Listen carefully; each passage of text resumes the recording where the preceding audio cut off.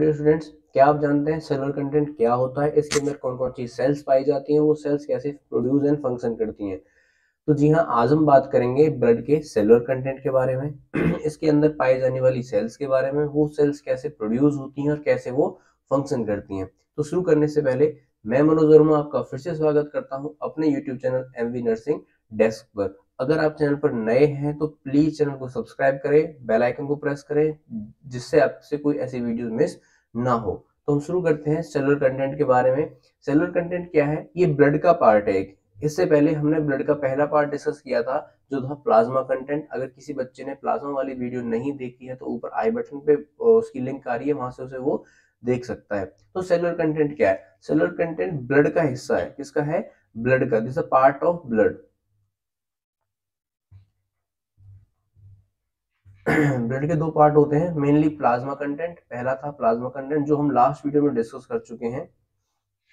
अगर किसी बच्चे ने वो नहीं देखी है तो ऊपर आई बटन है, वहां से उसकी लिंक मिल जाएगी, या फिर वो डिस्क्रिप्शन में जाके भी प्लाज्मा वाली वीडियो देख सकता है। ठीक है, नेक्स्ट है हमारा सेलुलर कंटेंट। ठीक है, जो सेलुलर कंटेंट होता है वो हमारा कितना ब्लड को कितने हिस्से को ऑक्यूपाई करता है? ये 45% को। ठीक है, और हमारा जो प्लाज्मा था वो कितने करता है? वो हमारे 55% ब्लड के हिस्से को कवर अप करता है। ठीक है, तो जो हमारा सेलुलर कंटेंट है ये क्या है? ये बेसिकली उस हिस्से के बारे में है जिसके अंदर सेल्स पाई जाती हैं। क्या पाई जाती हैं? सेल्स। और सेल्स हमारी कितने तरह की होती हैं? ये 3 तरह की होती हैं। 3 type of cells. 3 type of cells found in blood. ठीक है, और 3 टाइप कौन कौन सी है? पहली है erythrocytes, second one is leucocyte, and third one is thrombocyte.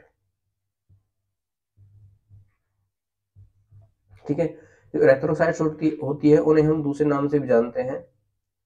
एक मिनट,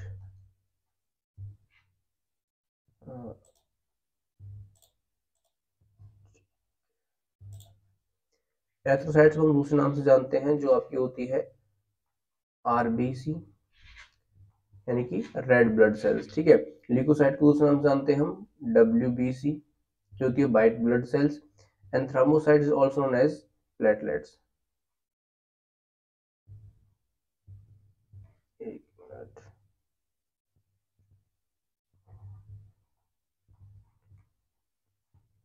ठीक है।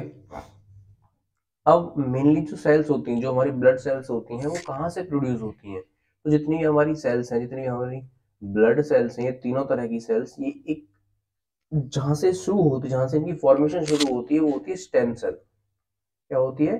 Stem cell. ठीक है, स्टेम सेल से इनकी फॉर्मेशन स्टार्ट होती है।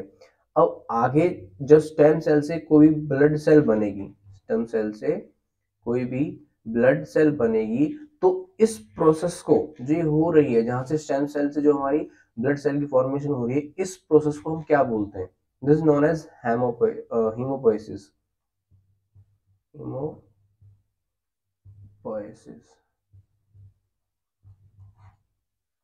अंडरस्टैंड? तो अब हीमोपोइसिस क्या होता है, उस प्रोसेस को हम देख लेते हैं एक बार। हीमोपोइसिस मतलब स्टेम सेल से ब्लड सेल्स का बनना। ठीक है, तो हम एक बार उस प्रोसेस फ्लो चार्ट देख लेते हैं। हमारी हुई स्टेम सेल। ठीक है, स्टेम सेल से, इस स्टेम सेल से हमें 3 सेल्स का फॉर्मेशन करना है। ठीक है, तो पहला जो होता है स्टेम सेल से पहले बनती है, वो बनती है प्रोरेथ्रोब्लास्ट। प्रोरेथ्रोब्लास्ट, ठीक है। प्रोरेथ्रोब्लास्ट से बनती है आपकी प्रोरेथ्रोसाइट्स। प्रोरेथ्रोसाइट्स,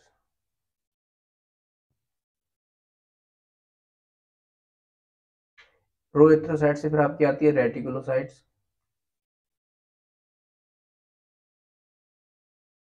एंड देन रेटिकुलोसाइट से आपका फॉर्मेशन हो जाती है एरेथ्रोसाइट्स की। और ये हमारी क्या कहलाती हैं? आरबीसी। ठीक है, आरबीसी की फॉर्मेशन हुई स्टेम सेल से। नेक्स्ट आपकी है अगर मैं WBC की बात करूं तो WBC हमारी किससे बनती है, माइलोब्लास्ट। किससे बनती है, माइलोब्लास्ट। अब माइलोब्लास्ट से क्या होता है, आपकी तीन तरह की सेल्स फॉर्मेशन होती है। एक होती है बेसोफिल माइलोसाइट, दूसरी होती है यहाँ पे, एक ये हो गई, दूसरी होती है आपकी न्यूट्रोफिल माइलोसाइट, एंड थर्ड इज इजिनोफिल माइलोसाइट। ठीक है, इससे आपकी बन जाती है बेसोफिल, इससे आपकी बनती है न्यूट्रोफिल, और इससे बनती है आपकी इजिनोफिल्स। ओके। ये तीनों पार्ट हैं, ये WBC का पार्ट है, और ये आता है ग्रेन्युलेशन के अंडर। WBC दो तरह की होती है, ग्रेन्युलोसाइट एंड एग्रेन्युलोसाइट। तो ये आता है ग्रेन्युलोसाइट्स के अंदर। तीनों सेल किसके अंदर आती हैं, ग्रेन्युलोसाइट्स के अंदर आती है। ठीक है, नेक्स्ट आपका आता है स्टेम सेल से।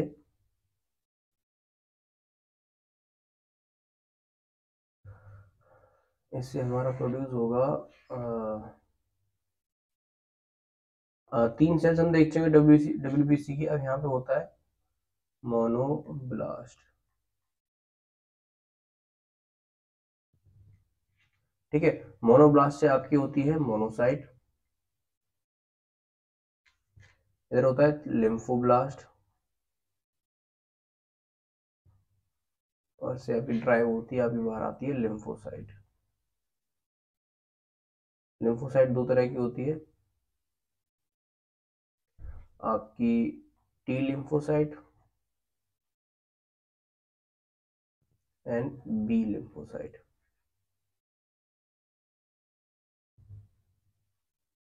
ठीक है, और ये दोनों ही किसका पार्ट है, monocyte and lymphocyte A granulation का, किसका, ए ग्रेन्युलोसाइट का।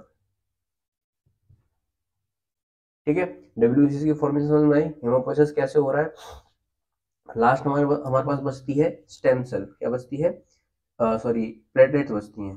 तो प्लेटलेट फॉर्म में किसमें होगी, स्टेम सेल। स्टेम सेल से फॉर्म होगा मेगा कैरियोब्लास्ट।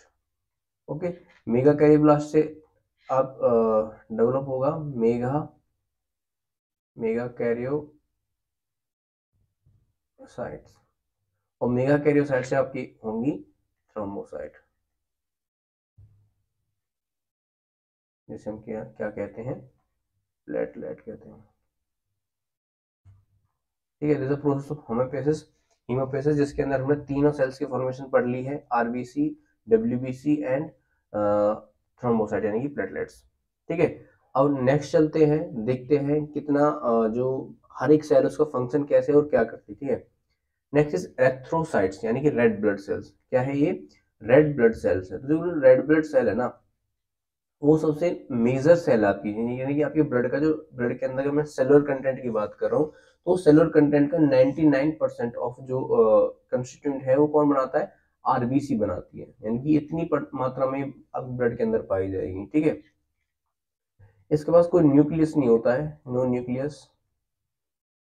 इसका डायमीटर कितना होता है, 7 माइक्रोमीटर इसके पास इसका डायमीटर होता है। ठीक है, ये मेनली क्या कैरी करती है, इट हेल्प इन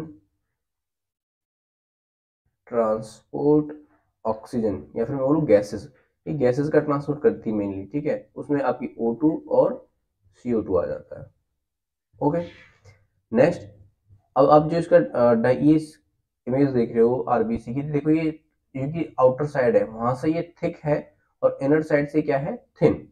ठीक है, तो आउटर साइड से थिक है, तो ये जो ये इनर साइड से थिन है, ये इसका जो ये टेक्सचर है, ये नेचर ने क्यों बनाया है, ताकि इसका क्या हो जाए, सरफेस एरिया बढ़ जाए। क्या हो जाए, सरफेस एरिया इंक्रीज हो जाए। और ऐसा करने से क्या हो जाएगा कि जो हमारा ट्रांसपोर्ट जो गैसेस था, भाई गैसेस का ट्रांसपोर्ट कब होगा, जब एक पॉइंट पे जाके इनका एक्सचेंज होगा। अगर ये लेके जा रही है तो किसी को देगी ना, जब इनका एक्सचेंज होगा तो ये वाला जो इसका टेक्सचर ये हेल्प करता है इसमें एक्सचेंज में, कि देखो जितना ज्यादा सरफेस एरिया होगा और जितना वो बीच से थिन होगा, पतला होगा, उतनी आसानी से उसमें से गैसेस का एक्सचेंज हो पाएगा। ठीक है। और जो हमारी आरबीसी होती है ना, वो बहुत ही स्मूथ होती है। स्मूथ मतलब बोलूँ को, अगर बोलूँ तो मैं, इसके अंदर फ्लेक्सिबिलिटी होती है। ठीक है, क्या होती है इसके अंदर फ्लेक्सिबिलिटी, तो ये बहुत छोटे कम ल्यूमेन से भी स्क्वीज होकर निकल जाती है without any kind of damage. ठीक है। और हमारी आरबीसी किससे डेवलप होती है? हमारी आरबीसी हमें मिलती है प्रो एरेथ्रोब्लास्ट से। प्रो एरेथ्रोब्लास्ट, इससे हमारी डेवलप होती है pro erythrocytes, reticulocytes and erythrocytes. ठीक है। इसका जो एक इसमें हमें लास्ट जो हमने इसकी डेवलपमेंट पढ़ी थी, उसके अंदर एक वर्ड आया था रेटिकुलोसाइट। तो जो रेटिकुलोसाइट है ना, वो कैसी है? इमेच्योर फॉर्म होती है। क्या होती है? Immature form of RBC. ठीक है। ये मैं क्यों बता रहा हूँ, अभी आगे आगे हम डिस्कस करेंगे तो वहां पर रेटिकुलोसाइट आएगा, तो आपको पता होना चाहिए कि वो क्या है। ठीक है। नेक्स्ट बात करते हैं लाइफ स्पेन ऑफ आरबीसी। जो आरबीसी की लाइफ स्पेन है, अगर मैं इसकी बात करूँ, कितनी होती है? 120 डेज की होती है। कितनी डेज की होती है? 120 डेज की। ठीक है। इसको स्टेम सेल से आरबीसी बनने में कितना टाइम लगता है? It's take about 7 days. कितना टाइम लगता है? 7 डेज। ठीक है। मैंने एक पॉइंट आपको बताया आरबीसी के अंदर, हाँ, इसके अंदर न्यूक्लियस नहीं होता है। ठीक है। कितना टाइम लगता है इसको? 7 डेज लगता है। अब जब कभी भी जो आपका आरबीसी है, जब वो फॉर्म होगी तो कैसे प्रोड्यूस होगी? ठीक है। तो कैसे आपको पता चल गया? स्टेम सेल से वो प्रोड्यूस होगी। और कैसे होगी? प्रो एरेथ्रोब्लास्ट, एरेथ्रोसाइट, सॉरी, प्रो एरेथ्रोब्लास्ट, फिर प्रो एरेथ्रोसाइट्स, फिर रेटिकुलोसाइट, और फिर आपकी एरेथ्रोसाइट्स यानी कि आरबीसी। ठीक है। इसलिए हीमोग्लोबिन हम बाद में डिस्कस करते हैं, पहले हम देख लेते हैं एरेथ्रोपोइसिस। तो एरेथ्रोपोइसिस क्या होती है? देखो, एरेथ्रोपोइसिस होता है फॉर्मेशन ऑफ न्यू आरबीसी। ठीक है, फॉर्मेशन ऑफ न्यू आरबीसी। अब न्यू आरबीसी कैसे फॉर्म होगी? देखो, हमें पता है कि आरबीसी का प्रोडक्शन कहाँ से होता है? स्टेम सेल से होता है, लेकिन वहां से उसको प्रोड्यूस करने के लिए भी तो कुछ चीज चाहिए। जो एरेथ्रोपोइसिस होता है, जैसे फॉर्मेशन ऑफ न्यू आरबीसी, वो होता है एक हार्मोन की वजह से। और वो हार्मोन कौन सा है? वो हार्मोन है एरेथ्रोपोइटिन। ठीक है। एरेथ्रोपोइटिन हार्मोन है, ये कहाँ से रिलीज होता है? ये मेनली किडनी से रिलीज होता है। कहाँ से? किडनी से। और कोई ऐसी कंडीशन भी होगी जिसकी वजह से हमारा एरिथ्रोपोइटिन रिलीज हो रहा है किडनी से। ठीक है। तो एरिथ्रोपोइटिन जब रिलीज होता है तो ये रिलीज होता है हाइपोक्सिया की वजह से। किसकी वजह से? हाइपोक्सिया की वजह से। ठीक है। और हाइपोक्सिया क्या होती है? हमारा हाइपोक्सिया होता है lack of oxygen. Lack of oxygen. ठीक है। देखो, एरिथ्रोपोइसिस का एक बार हम फ्लो चार्ट देख लेते हैं। हमारी बॉडी के अंदर क्या हुआ? हाइपोक्सिया। ठीक है। हाइपोक्सिया हुआ तो हमारा क्या हुआ? जो किडनी है उसको क्या मिली? इंस्ट्रक्शंस मिली, और वहां से क्या रिलीज हुआ? आपका erythropoietin. Erythropoietin. Erythropoietin hormone release हुआ। ये कहां से रिलीज हुआ है? किडनी से। ठीक है। ये कहाँ गया? हमारी बोन मैरो पे गया। और बोन मैरो से क्या प्रोड्यूस करवाई? स्टेम सेल से आरबीसी की प्रोडक्शन इंक्रीज स्टार्ट कर दी। This is known as erythropoiesis, the formation of new RBCs from the stem cells. ठीक है। और आरबीसी कहां से प्रोड्यूस होती हैं? बोन मैरो से। ठीक है। This is all about the erythropoiesis. अब हम बात कर लेते हैं हीमोग्लोबिन की। हीमोग्लोबिन क्या है? ये एक लार्ज कॉम्प्लेक्स प्रोटीन है। एक लार्ज कॉम्प्लेक्स प्रोटीन मॉलिक्यूल है।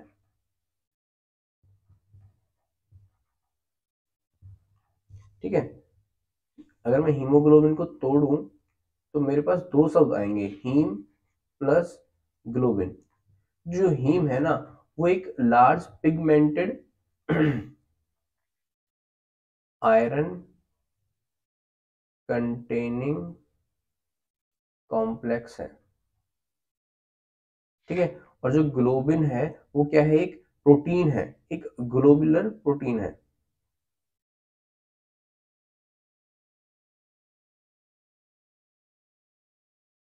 ठीक है। तो ये क्या है आपका, सुनना है, हीमोग्लोबिन क्या है, हीम एक उसके अंदर एक iron, pigmented iron containing complex है और एक ग्लोबुलर प्रोटीन है, ठीक है। अब हर हीमोग्लोबिन के अंदर, एक ईच हीमोग्लोबिन के मॉलिक्यूल के अंदर, हीम मॉलिक्यूल के अंदर आपको क्या क्या मिलेगा, उसके अंदर आपको 4 तो हीम मिलेंगे, ठीक है। 4 ग्लोबुलर प्रोटीन मिलेंगे, ग्लोबिन मिलेंगे। इन 4 जो हीम है इनके, इनसे बाइंड होंगे 4 आयरन के मॉलिक्यूल्स, ठीक है। और इन 4 आयरन मॉलिक्यूल से बाइंड होंगे 4 O2 के मॉलिक्यूल, यानी ऑक्सीजन के मॉलिक्यूल्स। समझ आया? ये 4 चीजें आपको किसके अंदर मिलेंगी, हर ईच मॉलिक्यूल के अंदर मिलेगी, हीमोग्लोबिन के अंदर। अंडरस्टैंड? जैसे इसका डायग्राम देख लो, ये देखो, ये हीम है, ये आयरन है जो हीम के अंदर है, ठीक है। ये आपके ग्लोबिन चेन्स हैं, 4 होंगी ये, ठीक है। और इन्हीं से आपकी क्या बाइंड होती है, ऑक्सीजन बाइंड होती है, ठीक है। लाइफ में एक बार इरेथ्रोपोइसिस में एक बार चीज और देख लो, तो इरेथ्रोपोइसिस होती है, फॉर्मेशन होती है, तो सॉरी, एक मिनट बस। तो जब ये इरेथ्रोपोइसिस होगी, सेल्स का प्रोडक्शन होगा, तो जब आरबीसी ब्लड के अंदर छोड़ी जाएगी, जब आरबीसी कहाँ पे आएगी, सर्कुलेशन में आएगी, तो वो हमेशा किस फॉर्म में रिलीज की जाती है, रेटिकुलोसाइट्स की फॉर्म में। किसकी फॉर्म में, रेटिकुलोसाइट की फॉर्म में, ठीक है। ये कैसी है, इमेच्योर फॉर्म है, कैसी है, इमेच्योर फॉर्म। इमेच्योर फॉर्म हम कहाँ छोड़ देते हैं, ब्लड सर्कुलेशन में। और ब्लड सर्कुलेशन में जाके आफ्टर कुछ टाइम बाद क्या क्या होती है, मैच्योर होती है, मैच्योर होकर क्या बन जाती है, आरबीसी बन जाती है, ठीक है। अब यहाँ पे आपको एक छोटा सा पॉइंट बता देता हूँ कि हम सब जानते हैं, आपको भी बोला होगा कि जो आरबीसी है, हमने थोड़ी देर पहले पढ़ा भी था कि इसके पास क्या नहीं होता, न्यूक्लियस नहीं होता, जैसे नो न्यूक्लियस, ठीक है। लेकिन कभी क्या कोई आपसे ये कह दे कि आरबीसी के पास क्या होता है, न्यूक्लियस होता है, तो आपको मतलब ये कहने की जरूरत नहीं, बिल्कुल होता ही नहीं है, ऐसा कुछ है ही नहीं है, हमने पढ़ा है कि आरबीसी में न्यूक्लियस नहीं होता। देखो, ये जो आरबीसी है ये है मैच्योर फॉर्म, कैसी है, मैच्योर, ठीक है। अभी हमने पढ़ा था रेटिकुलोसाइट्स, क्या पढ़ा था, रेटिकुलोसाइट्स, जो कि क्या है, एक इमेच्योर फॉर्म है, ठीक है। तो इस रेटिकुलोसाइट के पास क्या होगा, न्यूक्लियस होगा। ये न्यूक्लियस आगे जाके ड्राई होगा, जैसे जैसे इमेच्योर क्या होगी, मैच्योर होती जाएगी, तो वैसे ही ये न्यूक्लियस ड्राई होता चला जाएगा और न्यूक्लियस इससे खत्म हो जाएगा। लास्ट में जब ये मैच्योर आरबीसी की फॉर्म में आएगी तो वहां पे क्या होगा, न्यूक्लियस नहीं होगा, ठीक है। तो ये थोड़ा सा ध्यान रखने वाली बात है। कई बार वैसे तो क्वेश्चन आता नहीं है, बट अगर आ जाए कि which form of RBC has nucleus, तो ये मत सोचना ये तो क्वेश्चन ही गलत है, नहीं। रेटिकुलोसाइट्स के पास न्यूक्लियस होता है, जैसे वो मैच्योर होती हैं और ब्लड सर्कुलेशन में छोड़ दी जाती हैं, तो जब वो उनका मैच्योरेशन वाला फेज चलता है, वो जब जाके मैच्योर होकर आरबीसी बनती है, तो तब तक वो न्यूक्लियस ड्राई हो चुका होता है, सूख जाता है, उसके अंदर न्यूक्लियस खत्म हो जाता है, ठीक है। नेक्स्ट बात करते हैं डिस्ट्रक्शन ऑफ इरेथ्रोसाइट्स, यानी कि ब्रेक डाउन ऑफ आरबीसी, ये क्या कहलाती है आपकी, हीमोलाइसिस, ठीक है। जो हीमोलाइसिस होता है वो आपका किसकी वजह से होता है, कैरिड आउट बाय एक सेल होती है, फेगोसाइटिक रेटिक्यूलो एंडोथीलियल सेल, ठीक है। जो इसकी कैसे इसको आरबीसी को ब्रेक करेगी, इसके क्या फंक्शन है, ये इसके ऊपर एक नई अलग सेपरेट वीडियो आएगी जो कि सिर्फ होगी फेगोसाइटिक रेटिक्यूलो एंडोथेलियल सेल्स के ऊपर, ठीक है। तो जो ये सेल्स होती हैं कहाँ पाई जाती हैं, मेनली फाउंड होती हैं स्प्लीन में, बोन मैरो में, एंड लिवर के अंदर। ठीक है, तो जब आरबीसी टूटती है तो आरबीसी कितने हिस्सों में टूटती है आपकी? हमारे पास दो हिस्से थे, हम दो हिस्से पढ़े थे, उसमें था आपका एक हीम था और एक ग्लोबिन था। ठीक है, अब ग्लोबिन तो क्या है, प्रोटीन है, इसको रीयूज कर लिया जाता है, बॉडी इसको रीयूज कर लेती है। बचा आपका क्या है, हीम। बचा आपका क्या, हीम। अच्छा, हीम टूटता है तो इससे क्या होगा, देखो इसके अंदर हमने आयरन मॉलिक्यूल्स देखे थे, एक तरफ तो रिलीज होगा आयरन और एक तरफ हमारा क्या रिलीज होगा, जो पिगमेंट कॉम्प्लेक्स बचा था, जो क्या बचा था, पिगमेंट कॉम्प्लेक्स बचा था। ठीक है, अब आयरन को क्या कर लिया जाएगा, रीयूज कर लिया जाएगा। आयरन को क्या कर लिया जाएगा, क्या कर लिया जाएगा, रीयूज। बॉडी इसको रीयूज कर लेगी। अब देखो आयरन की एक चीज और ध्यान रख लो, जब आयरन कहाँ पे होता है, हीम के अंदर होता है। ठीक है, तो अब ये आयरन है, इसकी हमें जरूरत क्या पड़ रही है, आरबीसी बनाने के लिए। तो ब्लड के अंदर, तो बॉडी क्या करती है, ब्लड के अंदर क्या है, जितना भी सर्कुलेटिंग आयरन है उसको किसके साथ बाइंड कर देगी, उसके ट्रांसपोर्टर यानी कि ट्रांसफेरिन के साथ बाइंड करेगी। ट्रांसफेरिन इसको बाइंड करके कहाँ ले जाएगा, लिवर में ले जाएगा। किसके लिए, फॉर स्टोरेज। और ऐसा क्यों होता है, देखो जो आयरन है ना, वो एक ऐसा एलिमेंट है कि वो बहुत जल्दी से आपकी बॉडी में बढ़ता नहीं है। अगर मैं बोलूं कि मेरे पास एक इंडिविजुअल है जिसका आयरन इनटेक बहुत अच्छा है, ठीक है, लेकिन उसके ब्लड के अंदर आयरन इंक्रीज नहीं हो रहा है, ये बहुत कॉमन सी चीज है। यानी कि अगर आप आयरन अच्छे से खा भी रहे हो ना, तो भी आपकी बॉडी के अंदर क्या हो जाएगा, आयरन की डेफिशिएंसी हो जाएगी।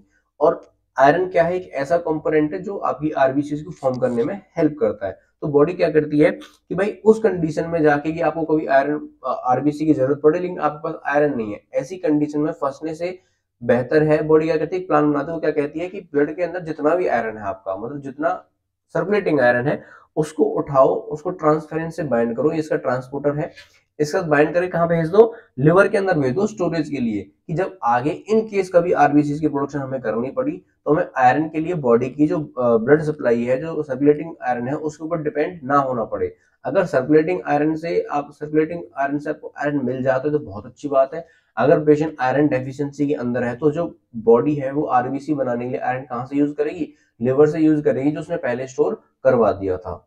समझ में आ गया, इसको ध्यान रखना आयरन के बारे में। तो आयरन को रीयूज कर लिया जाएगा। अगर रीयूज भी नहीं किया जा रहा है कि आयरन से क्या हमें, हमारी बॉडी अभी आरबीसी फॉर्म नहीं कर रही है, तो ये कहाँ पे किया जाएगा, इसको हम स्टोर कर देंगे, बॉडी क्या कर देगी, इसको स्टोर कर देगी लिवर के अंदर। ठीक है, हमारे पास बचता है पिगमेंट। अब पिगमेंट जो ये है, ये क्या है, बिलिरुबिन है, सॉरी बिलीवर्डिन है, बिलीवर्डिन। ठीक है, और बिलीवर्डिन कैसा कलर का होता है, ग्रीन कलर का होता है। तो जो पहला कॉम्प्लेक्स होता है, जो ब्लू पिगमेंट कॉम्प्लेक्स से टूट के जब आगे बढ़ेगा तो वो किस फॉर्म में होता है, बिलीवर्डिन में होता है, जो ग्रीन कलर का होता है। वापस में ये रिड्यूस हो जाता है बिलिरुबिन में, प्लाज्मा ग्लोबिन से बाइंड होने से पहले किस में कन्वर्ट हो जाता है, बिलिरुबिन में। और ये कैसे कलर का होता है, येलो कलर का होता है। ठीक है, जब और जो बिलिरुबिन है, अब ये बिलिरुबिन बिलिरुबिन बाइंड होगा प्लाज्मा ग्लोबिन के साथ और कहाँ चला जाएगा, लिवर के पास चला जाएगा। ठीक है, लिवर क्या करेगा, अब जो देखो जो ये था ना, बिलिरुबिन था, ये वाली फॉर्म थी, ये कैसी है,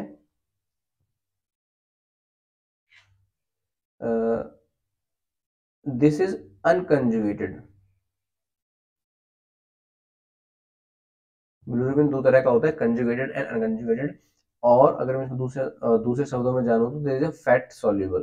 कैसा होता है, फैट सॉल्युबल। अगर मुझे इस बिलिरुबिन को बॉडी से बाहर निकालना है तो मुझे पहले इसको क्या करना होगा, कन्वर्ट करना होगा अनकंजुगेटेड से कंजुगेटेड में, और जो कि अनकंजुगेटेड क्या होता है, वाटर सॉल्युबल होता है। तो इसको बाहर निकालने के लिए हमारी बॉडी क्या करती है, बिलिरुबिन को किसके साथ बाइंड करेगी, प्लाज्मा ग्लोबुलिन के साथ, और कहाँ भेज देगी, लिवर के पास। लिवर के अंदर क्या होगा कि जो अनकंजुगेटेड है उसको कन्वर्ट कर दिया जाएगा कंजुगेटेड में। ठीक है, अब ये फैट सॉल्युबल था और ये क्या है, वाटर सॉल्युबल है, कन्वर्ट हो गया। अब लिवर क्या करेगा, इसी वाटर सॉल्युबल को, कंजुगेटेड को कहाँ छोड़ देगा, ब्लड सर्कुलेशन में छोड़ देगा। कहाँ पे, ब्लड सर्कुलेशन में वापस छोड़ देगा। इन ब्लड सर्कुलेशन, लेकिन किसकी फॉर्म में, यहाँ पे ये फॉर्म बदल जाएगी इसकी। अब ये जो सिक्रीट होगा वो सिक्रीट होगा बाइल की तरह, जैसे हमारा बाइल जूस सिक्रीट होता है ना, वैसे ही बाइल जूस की तरह कहाँ पर सिक्रीट कर दिया जाएगा, ब्लड सर्कुलेशन में। ब्लड सर्कुलेशन में आगे जाके ये कहाँ पहुंचेगा, लार्ज इंटेस्टाइन में। कहाँ पे, लार्ज इंटेस्टाइन में। ठीक है, जैसे ही लार्ज इंटेस्टाइन के अंदर पहुंचा तो लार्ज इंटेस्टाइन में क्या है, लार्ज इंटेस्टाइन के अंदर इसको कन्वर्ट कर दिया जाएगा बिल्यूरिबिन से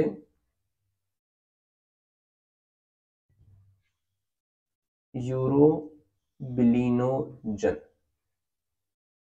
ठीक है, ये लार्ज इंटेस्टाइन में है, एक बैक्टीरिया है, हमारा बैक्टीरिया की मदद से क्या करेंगे, बिल्यूरिबिन से हम यूरोबिलिनोजन में कन्वर्ट कर देंगे।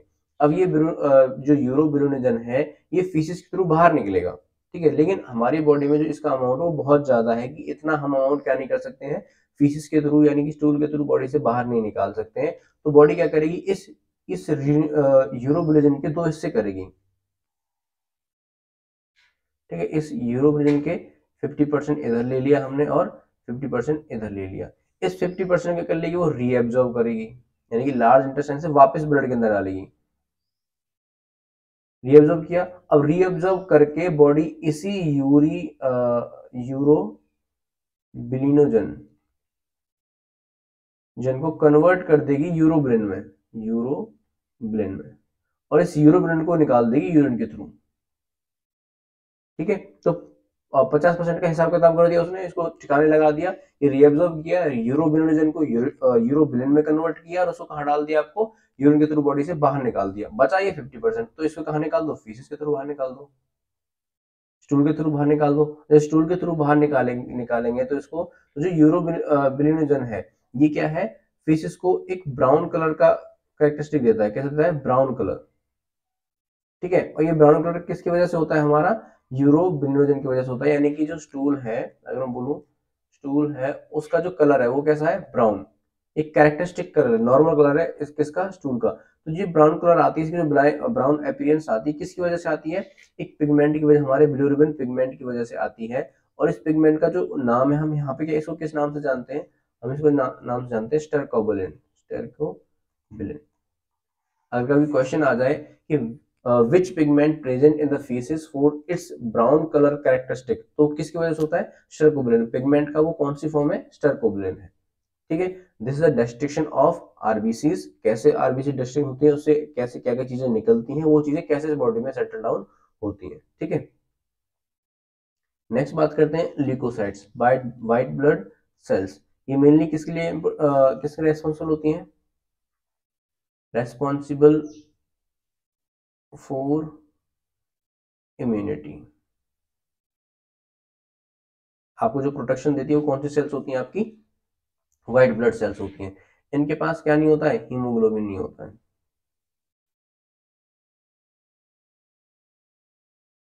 नो हीमोग्लोबिन, इनके पास क्या नहीं होता है, हीमोग्लोबिन नहीं होता है। ठीक है, ये लार्जेस्ट सेल होती हैं, लार्जेस्ट सेल यानी कि साइज में बड़ी होती हैं, लेकिन ब्लड के अंदर कितनी पाई जाती हैं, ये सिर्फ 1% पाई जाती है। और हमारी आरबीसी कितनी पाई जा रही थी, 99% पाई जा रही थी।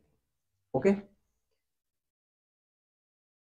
अब जो WBC है वो न्यूक्लियस के आधार पर, ये दो तरह की होती है। कितने हिस्सों में बांटा गया इसको, दो हिस्सों में बांटा गया on the basis of nucleus.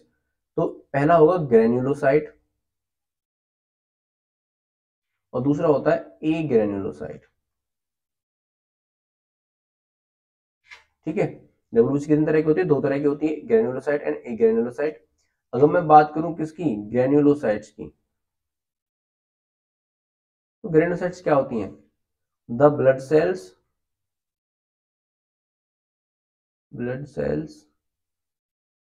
which have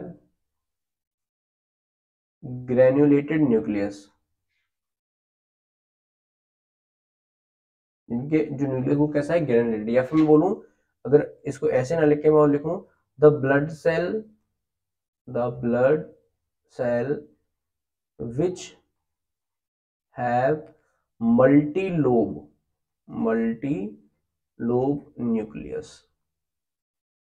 दोनों ही डेफिनेशन सही है, किसके लिए, ग्रेन्युलोसाइट्स के लिए। ठीक है, अगर बात करूं ए ग्रेन्युलोसाइट्स की, what is a granulocyte? The blood cell which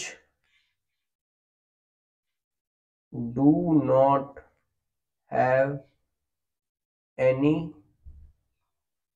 kind of granules in their nucleus और साइटोप्लाज्म।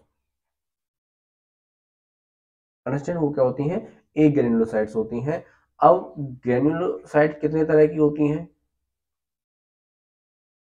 और ए ग्रेन्युलोसाइट कितने तरह की होती है? ग्रेन्युलोसाइट दो तीन तरह की होती हैं, न्यूट्रोफिल्स, eosinophils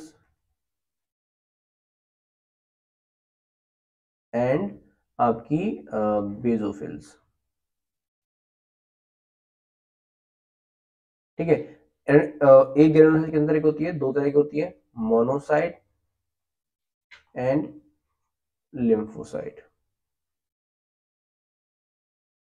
तो टोटली व्हाइट ब्लड सेल्स के अंदर 5 सेल्स आती हैं, न्यूट्रोफिल्स, इजोनोफिल्स, बेसोफिल्स, आपकी मोनोसाइट्स और लिम्फोसाइट्स, जिनमें से 3 आपकी ग्रेन्युलोसाइट्स हैं और 2 आपकी ए ग्रेन्युलोसाइट्स हैं।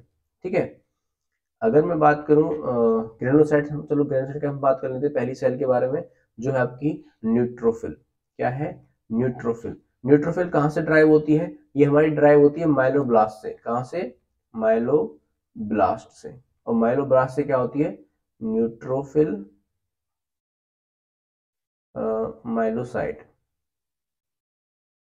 और जिससे आपकी क्या बन जाती है फिर? न्यूट्रोफिल। ठीक है, न्यूट्रोफिल का अगर मैं कलर की बात करूं, what is the colour of neutrophil? इसका हमारा कलर होता है पर्पल। कैसा होता है? पर्पल। अब पर्पल कलर कैसे आएगा? जब हम इसको स्टेन करेंगे। क्या करेंगे? जब हम इसको स्टेन करेंगे तो न्यूट्रोफिल दोनों कलर की डाइज को, यानी कि रेड कलर की डाई प्लस ब्लू कलर की डाई, इन दोनों को एब्जॉर्ब कर लेती है, और जब रेड और ब्लू का कलर मिक्स होता है तो ये कलर कैसा देता है? पर्पल कलर देता है। कैसा देता है? पर्पल। स्पेलिंग मेरा तो भी इधर लिख देता हूं, पर्पल कलर। ठीक है, न्यूट्रोफिल्स का मेनली कहां होती हैं? They reach at the site of infection. अगर आपकी बॉडी में कहीं पे इंफेक्शन है तो उसके अंदर उस जगह पे सबसे पहले जो सेल पाई जाएगी, जो पहुंचेगी, वो कौन सी होगी? न्यूट्रोफिल होगी। ठीक है, अब किसी भी इंफेक्टेड साइट पे न्यूट्रोफिल्स कैसे पहुंचती हैं? तो पहुंचती हैं कीमोटॉक्सिन्स की वजह से। किसकी वजह से? कीमोटॉक्सिन्स की वजह से। ठीक है, अब ये कीमोटॉक्सिन क्या है? ये केमिकल्स हैं। ये क्या है? केमिकल्स हैं जो किससे रिलीज होते हैं? किसी भी डेड सेल से रिलीज होते हैं, किसी भी डेड सेल से। अब देखो भाई, किसी साइट पे इन्फेक्शन हो रहा है तो जाहिर सी बात है वहां पे कोई ना कोई सेल डैमेज हो रही होगी, और जब वो डैमेज होगी तो वो क्या रिलीज करेगी? केमिकल रिलीज करेगी, जिसका नाम क्या है? कीमोटॉक्सिन। ठीक है, तो हम एक एग्जांपल लेते हैं। इन्फेक्शन हुआ, ठीक है, इन्फेक्शन हुआ, सेल डैमेज हुई। सेल डैमेज हुई तो क्या रिलीज करेगी? कीमोटॉक्सिन। और कीमोटॉक्सिन क्या करता है? अट्रैक्ट करता है, इट अट्रैक्ट न्यूट्रोफिल्स। ठीक है, न्यूट्रोफिल्स आएगी तो यहाँ पे जो चीज क्या कर रही है? इन्फेक्शन कॉज कर रही है, उस चीज को क्या कर देगी? इनगल्फ कर लेगी। क्या कर लेगी? इनगल्फ कर लेगी, खा जाएगी, जिसको हम बोलते हैं फैगोसाइटोसिस। फैगोसाइटोसिस। और इस पॉजिटिव जो एजेंट था जो इन्फेक्शन कॉज कर रहा था, उसको इनगल्फ कर लिया, फैगोसाइट कर दिया, उसको रिमूव कर दिया, तो बॉडी कंडीशन कैसे हो जाएगी? नॉर्मल आ जाएगी। समझ में आया कि न्यूट्रोफिल्स कैसे आपकी बॉडी को प्रोटेक्ट करती है? अब जो न्यूट्रोफिल्स होती है, उसका जो न्यूक्लियस है, इसका जो न्यूक्लियस है, इसके अंदर 6 लोब पाए जाते हैं। कितने लोब पाए जाते हैं?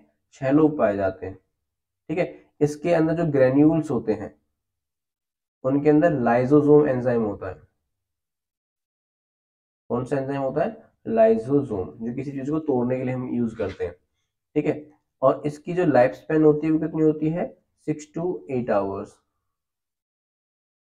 6 to 8 आवर्स क्या होती है? लाइफ स्पैन होती है ब्लड के अंदर। ठीक है, this all over the neutrophils. समझ में आया? नेक्स्ट हम बात करते हैं इजोनोफिल्स का, किसके लिए? इजोनोफिल्स। इजोनोफिल्स किससे ड्राइव होती है आपकी? ये होती है हमारी माइलोब्लास्ट ब्लास्ट से, ठीक है। वही इजोनोफिल माइलोसाइट्स और फिर इजोनोफिल्स, ठीक है। इजोनोफिल्स क्या होती हैं? These are capable of phagocytosis,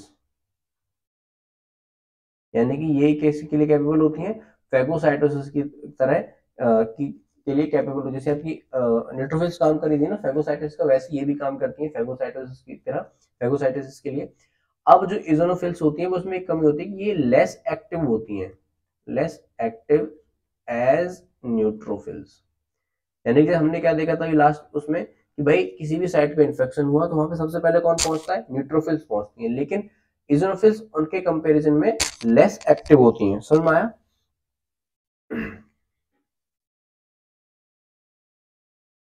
ठीक है। ये क्या करती हैं? ये रिमूव करती हैं, रिमूव द पैरासाइट्स या फिर कोई भी positive agents which are which are एक मिनट, which are big to phagocyte,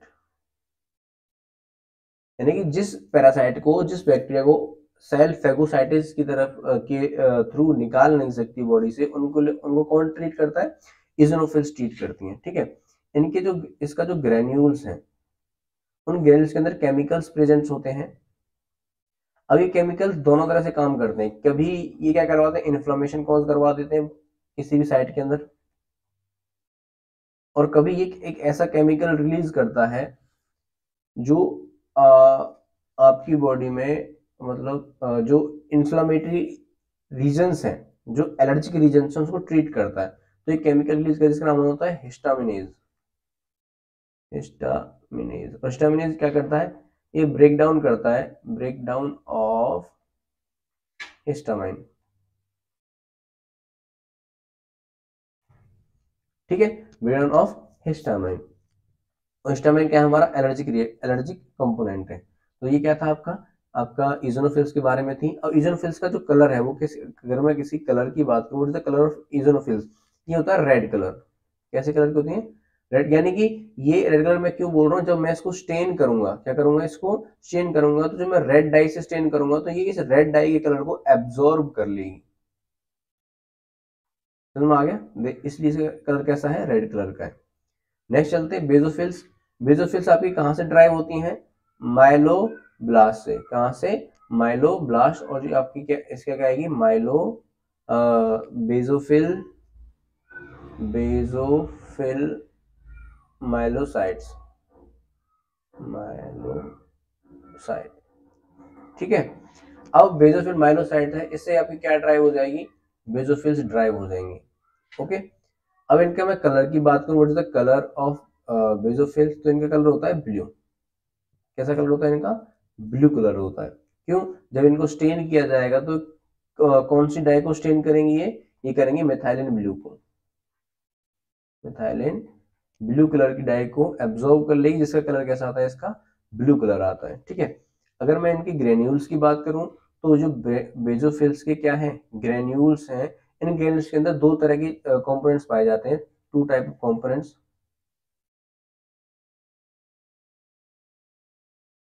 पहला होता है इनके अंदर आपका हिस्टामाइन, जो क्या है? एक इन्फ्लामेटरी एजेंट है,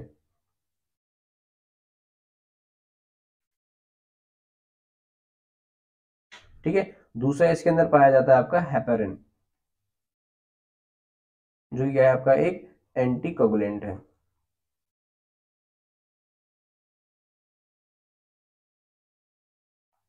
ठीक है। अब इस ग्रेनुलेशन को, यानी कि इस बेजोफिल्स को एक्टिव करने के लिए हमें क्या चाहिए? एलर्जन चाहिए। क्या चाहिए? एलर्जन। और एलर्जन क्या करेगा? बॉडी को इसके ये स्टिमुलेट करेगा बेजोफिल्स को,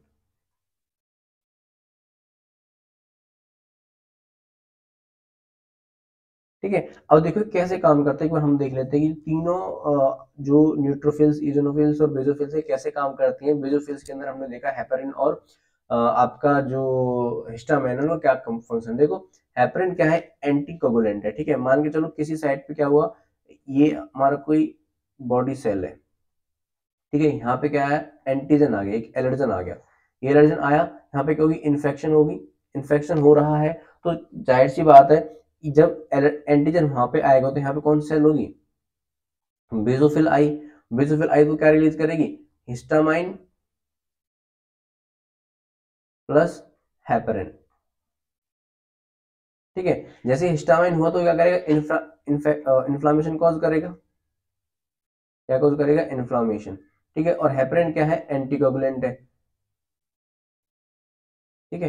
अच्छा, हिस्टामाइन इन्फ्लामेशन रिलीज हो रही है, वहां पे इन्फ्लामेशन कॉज हो रही है, तो जाहिर सी बात है सेल क्या होगी, डैमेज होगी, सेल डैमेज होगी, और जब सेल डैमेज होगी तो इसको ट्रीट, इसको इससे क्या रिलीज होगा, एक केमिकल रिलीज होगा जो क्या है आपका कीमोटॉक्सिन है, और कीमोटॉक्सिन रिलीज होते हैं कि यहाँ पे क्या आएगा, न्यूट्रोफिल्स आएंगी, क्या आएंगी, न्यूट्रोफिल्स, और ये न्यूट्रोफिल्स क्या करेंगे, इस एंटीजन को इनगल्फ कर लेंगे, खत्म कर देंगे, ठीक है।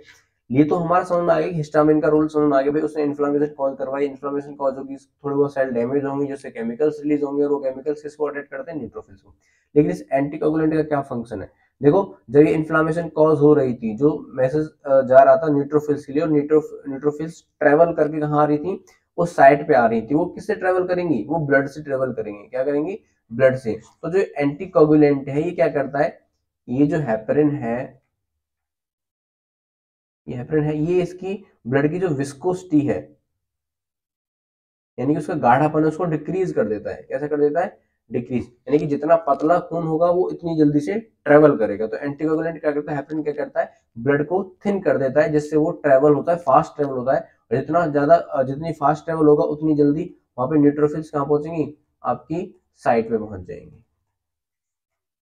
समझ में आ गया, जैसे ये बेसोफिल्स थी। नेक्स्ट बात करते हैं मोनोसाइट की।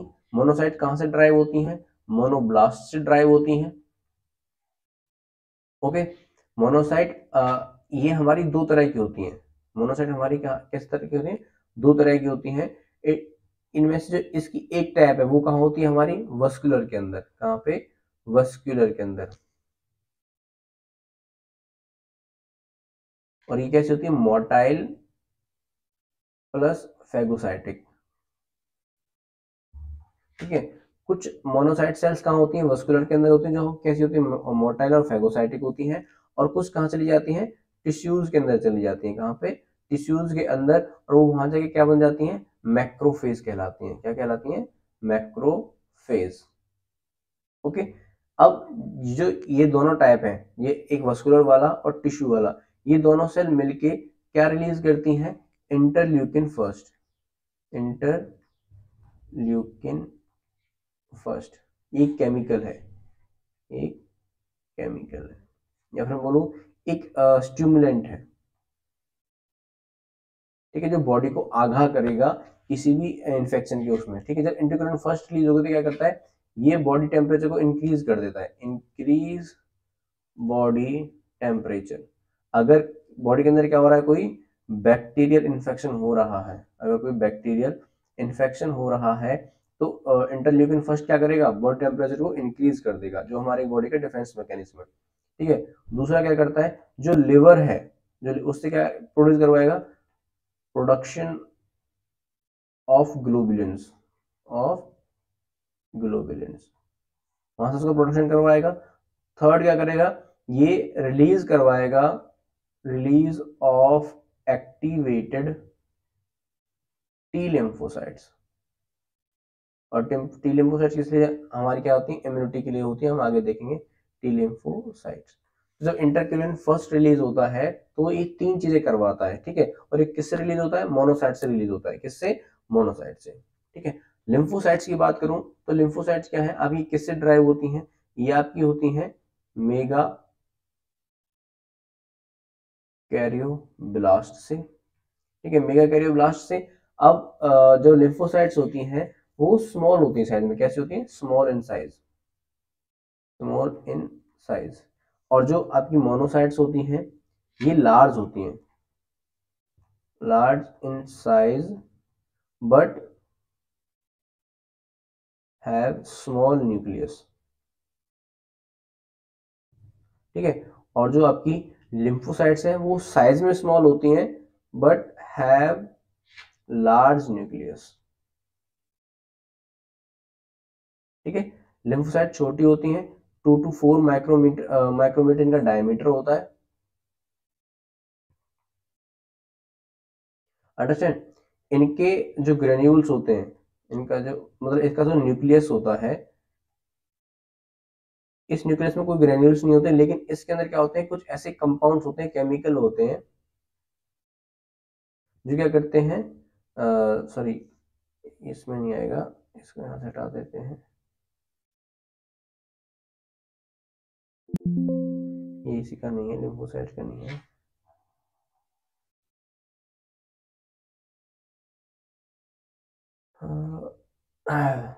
लिम्फोसाइट, ठीक है, small in size but have a large nucleus. और ये कहाँ पाई जाती है, ये टिश्यूज के अंदर पाई जाती है। लिम्फोसाइट कहाँ पाई जाती है, टिश्यूज के अंदर, जैसे कि आपका लिम्फेटिक टिश्यू हो गए, लिम्फेटिक टिश्यू जिसमें आपका लिम्फ नोड हो गई और आपके स्प्लीन वगैरह हो गए, ठीक है। अब जो लिम्फोसाइट है वो दो तरह की होती है, कितने तरह की होती है, दो तरह की होती है।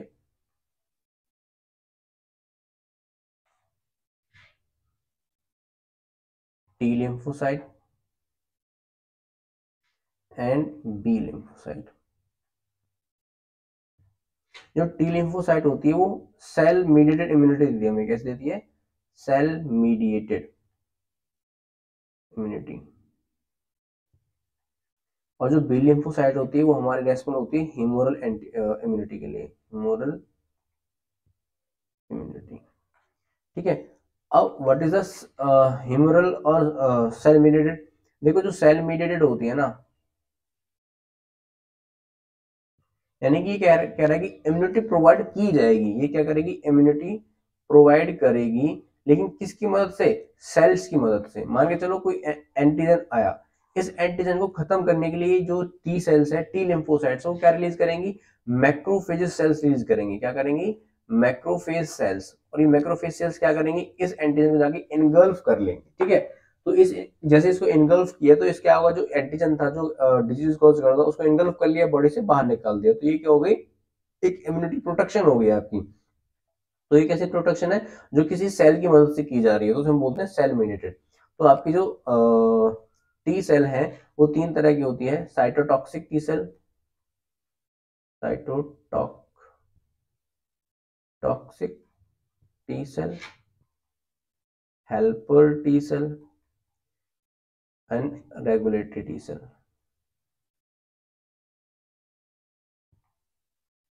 ठीक है।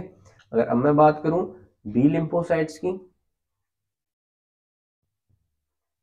तो ये कैसी इम्यूनिटी प्रोवाइड करती है, ह्यूमोरल इम्यूनिटी कैसी करती है, ह्यूमोरल इम्यूनिटी। यानी कि इसमें इसका क्या मतलब है कि जब कोई एंटीजन आएगा तो ये टी सेल की तरह, टी लिम्फोसाइट की तरह कोई सेल रिलीज नहीं करेगी, ये इस एंटीजन को डिटेक्ट करेगी और इसके लिए क्या बनाएगी, एंटीबॉडी बनाएगी, और ये एंटीबॉडी जाके क्या करेगी, इसको किल कर देगा, ठीक है। एंटीबॉडी एंटीजन का जो एंटीजन एंटीबॉडी रिएक्शन होता है वो बी लिम्फोसाइट्स की वजह से होता है, और ऐसी इम्यूनिटी को हम बोलते हैं ह्यूमोरल इम्यूनिटी, ठीक है। ये देख लो कि कब कौन सी डब्ल्यूबीसी का टाइप इंक्रीज होगा, ज्यादा होगा, हाई काउंट होगा, और कब उसका लो काउंट होगा, वो इसमें देख लो। न्यूट्रोफिल्स आपकी बैक्टीरिया इन्फेक्शन में ज्यादा होंगी, बर्न्स में ज्यादा होंगी, स्ट्रेस में, इन्फ्लेशन में ज्यादा होंगी। कम कब होंगी, जब कोई रेडिएशन एक्सपोजर हो रहा होगा, कोई ड्रग टॉक्सिसिटी होगी, विटामिन B12 की डेफिशिएंसी होगी, SLE होगी, ठीक है। तो इन केसेस में क्या होगा, न्यूट्रोफिल्स आपकी कम होंगी। लिम्फोसाइट्स कब ज्यादा होंगी, जब वायरल इन्फेक्शन होगा, कब होगा, जब वायरल इन्फेक्शन होगा, सम ल्यूकेमियाज, ठीक है। ये कम कब होगी, प्रोलॉन्ग इलनेस, कोई बीमारी लंबे समय से चल रही है तो लिम्फोसाइट डिक्रीज हो जाएंगी। इम्यूनोसप्रेशन पेशेंट है, आपका पेशेंट क्या है, इम्यूनोसप्रेस्ड है, तो उसके अंदर भी लिम्फोसाइट्स डिक्रीज हो जाएंगी, ठीक है। अब ये क्यों है, क्योंकि देखो इनका हाई काउंट, अगर आपने ब्लड टेस्ट करवाया उसमें न्यूट्रोफिल्स ज्यादा आ रही हैं या कम आ रही है, तो आप एक आइडिया लगा सकते हो कि पेशेंट के अंदर क्या चल रहा होगा। मोनोसाइट्स का हाई काउंट कब होता है, जब आपको वायरल और फंगल इन्फेक्शन होता है। ट्यूबरक्लोसिस के अंदर मोनोसाइट्स का काउंट बढ़ जाता है, ध्यान रखना इस पॉइंट को, कि टीबी के अंदर मोनोसाइट्स बढ़ी हुई मिलती है, ठीक है। अब ये कब होंगे, जब बोन मैरो सप्रेशन होगा, तब ये डिक्रीज हो जाएंगे। ट्रीटमेंट कॉर्टिसोल्स, कॉर्टिसोल्स क्या है, कॉर्टिकोस्टेरॉइड्स होते हैं, एक तरह के स्टीरॉइड्स होते हैं, ठीक है। जब स्टीरॉइड्स की ट्रीटमेंट करते हो तो मोनोसाइट्स का जो लेवल है वो डिक्रीज हो जाता है। इजोनोफिल्स कब ज्यादा होंगे? जब एलर्जिक रिएक्शंस होंगे, पैरासाइटिक इन्फेक्शन होगा और ऑटो इम्यून डिजीज होंगे। यानी कि जैसे आपका क्या है, ऑटो इम्यून डिजीज का एक एग्जांपल होता है, मुझे याद नहीं आ रहा यार अभी, मेनली जो ऑटो इम्यून्स होती हैं, सोराइसिस, हाँ सोराइसिस, सोराइसिस क्या है, एक ऑटोइम्यून डिजीज है। तो ऐसे ही जिस पेशेंट को सोराइसिस होगा उस पेशेंट के अंदर इजोनोफिल्स का जो लेवल है वो हाई होगा, ठीक है। डिक्रीज कब होंगी? ड्रग्स टॉक्सिसिटी और स्ट्रेस के अंदर। नेक्स्ट बेजोफिल्स, बेजोफिल्स क्या है? बेजोफिल्स कब रिलीज होंगे? जब एलर्जिक रिएक्शंस होंगे, यानी कि एलर्जिक रिएक्शन हो, एलर्जन आया, उसने उसको वहां पे जाके क्या होगा, बेजोफिल्स अपने हिस्टामाइन और हेपरिन को रिलीज कर देगी, ठीक है। ये कब बेजोफिल्स डिक्रीज कब होंगे? इनका लो काउंट कब होगा? प्रेगनेंसी के अंदर, ओव्यूलेशन के अंदर, स्ट्रेस और हाइपर थायरॉइडिज्म, ठीक है। इसको नोट कर लेना। नेक्स्ट बात करते हैं प्लेटलेट, जो कि हमारे लास्ट टाइप ऑफ सेल है, last of blood cell, third type of blood cells है। प्लेटलेट्स कहाँ से ड्राइव होती हैं आपकी? सॉरी, एक चीज शायद आपको मैंने गलत बता दी है, लिम्फोसाइट्स। सॉरी, लिम्फोसाइट्स आपकी ना मेगा कैरियोसाइट से ड्राइव नहीं होती हैं, ये ड्राइव होती हैं आपकी लिम्फोब्लास्ट से,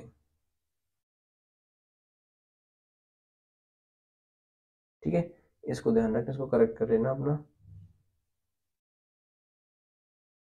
प्लेटलेट्स, प्लेटलेट्स आपकी ड्राइव होती हैं मेगा कैरियोसाइट से, मेगा कैरियोसाइट से, ठीक है। मेगा कैरियोसाइट से, ये मेगा, अरे नहीं यार, ये ड्राइव होंगी आपकी मेगा कैरियोब्लास्ट, और फिर आती है आपकी मेगा कैरियोसाइट्स, ओके। अब प्लेटलेट्स क्या होती हैं? ये स्मॉल होती है साइज में। कैसी होती है? Small size. इनका डायमीटर होता है 2 to 4 micron metre, 2 to 4 micron metre, ठीक है। जो इनका न्यूक्लियस होता है, इनके अंदर कोई वो नहीं होता है, ग्रेन्यूल्स नहीं होते हैं, न्यूक्लियस होते हैं।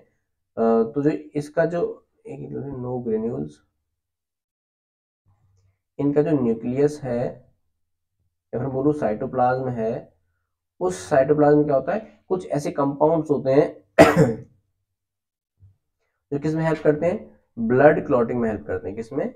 ब्लड क्लॉटिंग में, ठीक है। प्लेटलेट्स किस में काम करती है? ब्लड क्लॉटिंग में हेल्प करती है, ठीक है। अब जो प्लेटलेट्स है ना, अब कोई ऐसी चीज तो होगी जो प्लेटलेट्स के फॉर्मेशन को स्टिमुलेट करेगी। तो हमारा एक हार्मोन होता है थ्रोम्बोपोएटिन, जो मेनली रिलीज होता है लिवर से।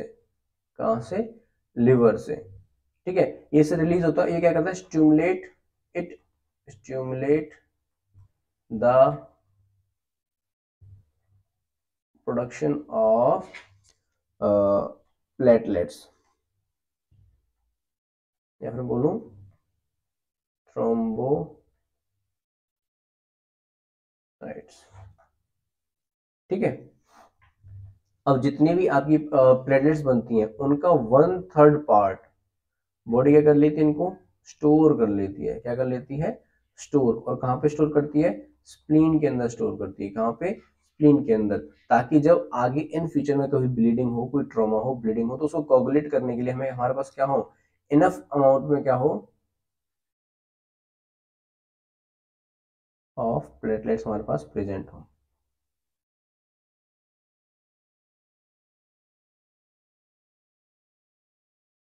ठीक है। 1/3 ऑफ द पार्ट कहाँ पे स्टोर हो जाता है? स्प्लीन में जाके स्टोर हो जाता है, ठीक है। तो ये हमारी तरफ से ऑल था, सब कुछ हमने देखा। क्या? आरबीसी देखी, हेमोपोइसिस देखा, फॉर्मेशंस देखी, कैसे ब्लड सेल्स बनती हैं, फिर आरबीसी देखी, आरबीसी के बारे में पढ़ा, उसकी लाइफ स्पेन देखी, ठीक है, उसकी एरिथ्रोपोइसिस देखी, फिर उसका डिस्ट्रक्शन देखा, फिर हमने देखी डब्ल्यूबीसी, डब्ल्यूबीसी के 2 टाइप देखी, ग्रेनुलेशन, ए ग्रेनुलेशन, ग्रेनुलेशन के 3 पार्ट थे, इजोनोफिल्स, बेसोफिल्स, न्यूट्रोफिल्स, और आपके जो ए ग्रेनुलेशन के 2 पार्ट्स थे, मोनोसाइट एंड लिम्फोसाइट्स। हमने 5 सेल्स के बारे में डिस्कस किया था। लास्ट हमने थर्ड टाइप देखा प्लेटलेट्स का, जो हमारे किससे बनती है? मेगा कैरियोब्लास्ट से बनती है, ठीक है। इन सब के बाद ये हमारी तरफ से सेलुलर कंटेंट खत्म होता है, ठीक है। और सेलुलर कंटेंट खत्म होने के बाद हम इसके कुछ क्वेश्चंस देख लेते हैं जो हमने आज पढ़ा है उसके बेस पे। पहला है primary stimulus that is increase erythropoiesis, यानी कि ऐसा कौन सा स्टिमुलस है जो एरिथ्रोपोइसिस को बढ़ाता है, तो ऐसा कौन सा है, हमने अभी डिस्कस किया था, दैट इज हाइपोक्सिया। क्या है? हाइपोक्सिया। आप हाइपोक्सिया एक ऐसी कंडीशन है जो एरिथ्रोपोइसिस को इंक्रीज कर देती है। ठीक है, नेक्स्ट बात करते हैं, विच हार्मोन रेगुलेट एरिथ्रोपोइसिस, बताया था कौन सा हार्मोन है एरिथ्रोपोइसिस को रेगुलेट करने वाला, एरिथ्रोपोइटिन,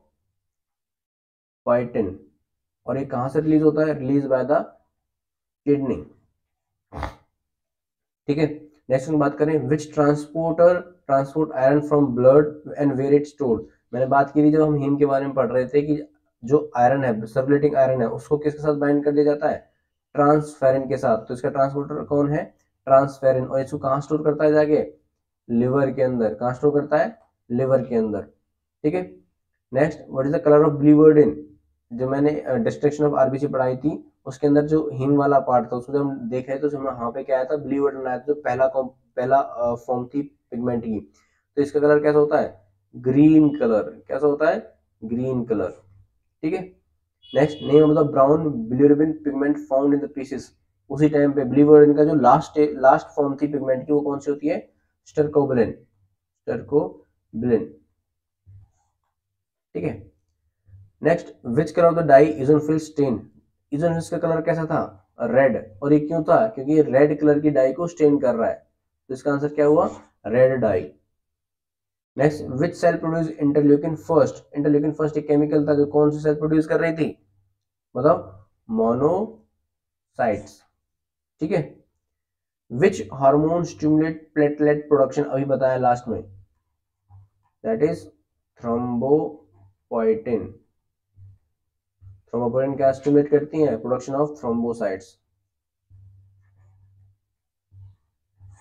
ठीक है, जो थ्रोम्बोसाइट्स का प्रोडक्शन बढ़ाते हैं उसे हम, उस हार्मोन को हम क्या बोलते हैं, थ्रोम्बोपोइटिन बोलते हैं। कहां से रिलीज होता है, लिवर से रिलीज होता है।